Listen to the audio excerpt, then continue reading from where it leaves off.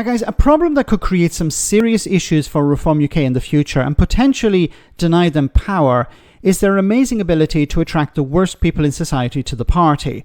And I'm talking about racists, bigots, misogynists, religious nutjobs and conspiracy theorists, to name just a few. And I'm not just talking about Anne Widdecombe here, who was interviewed by Jeremy Vine about an individual who was invited to speak at the Reform UK conference who had some interesting views. And this guy is allegedly their expert on healthcare. Have a listen.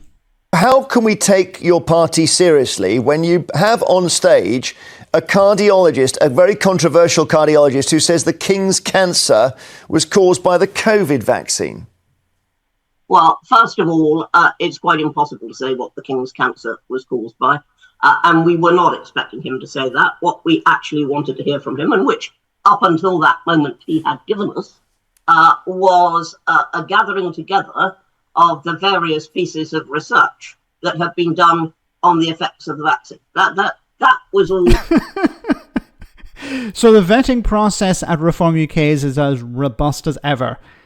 You obviously knew this guy's views. You obviously knew he was a nutjob. So why the heck did you invite him on? See, a conference, a party conference, is a big event. Huge amount of money goes into it. Huge amount of organisation is involved. And surely the people who are invited to speak have been vetted in some way. It's not just, do you support Reform UK? Welcome on board, now speak at the conference. No. Surely you know something about these people. And if they're insane people, then you want to create a bit of distance between yourself and them. Like, this is not like some councillor at a parish council. It's not some maybe even town councillor. We're talking about somebody who's supposed to represent, as far as I know, represent the Reform UK position on healthcare. That it was meant to be. Now, no conference controls every last sentence that its speakers utter, other than the spokesmen themselves, who usually have to give in their speech. You can't control. No, come on, you can't. I'm sorry, but you know that guy's CV. He has been off on the wing of all the COVID stuff for years now. He's a vaccine skeptic, if not an anti-vaxxer.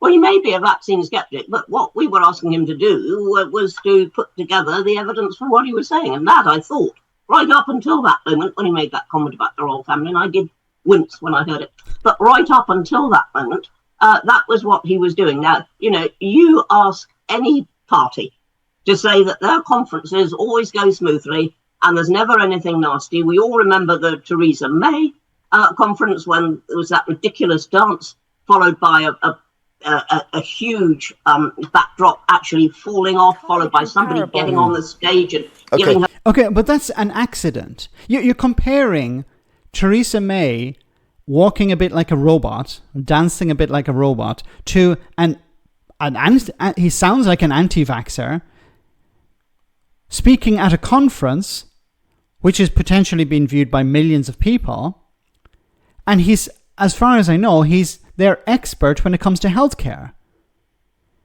You know, if it was Theresa May and being an expert on dancing and it went like that, okay, that's one thing. But you're comparing apples and oranges here. Like something which was a joke, okay, a joke. But this guy is not a joke. He's a serious problem. And of course, as I keep saying, Reform UK attract very strange people. Very bizarre people. And while, once again, if they're at the bottom of the ladder, if they're in town councils or parish councils, their impact is quite limited. But if Reform UK get into power and this guy is in charge of healthcare, because Nigel Farage has said that he's not all that interested in putting politicians into cabinet, but actually putting experts into cabinet. Well, this cardiologist, who has very strange views on the pandemic and vaccines, could potentially be running the show. He could be in charge of the NHS, at least in England and Wales.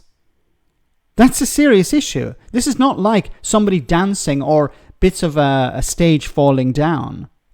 This is somebody who has very strange views, very unorthodox views on something that's really important, like healthcare. It seems once again, and I've said this before, it seems once again that Nigel Farage wants to copy and paste Donald Trump's approach to politics. And if you look at Donald Trump's approach to politics, recently he put the head of healthcare, a crazy person. He put a crazy person in charge of healthcare in the United States. A guy who's against vaccines. These people should be nowhere near healthcare. They should be nowhere near politics at all. Their positions are insane. And there's a real chance that Reform UK get into power. Nigel Farage puts people into positions of power because of loyalty or because of the support that they may bring to the party. Because, of course, Nigel Farage, I don't believe, is an anti-vaxxer, but he understands there's a lot of them out there. They're very active. These people are willing to protest, they're willing to march, they're willing to do a lot of things. And he can tap into that anger and convince these people to vote for reform. But at the same time deny that he's doing this. This is extremely dangerous. These people, these crazy people, should be nowhere near politics. They should be nowhere near the levers of power. And that's why it's so important that this is called out. Let me know in the comment section, guys, what you think, and I'll see you in the next video.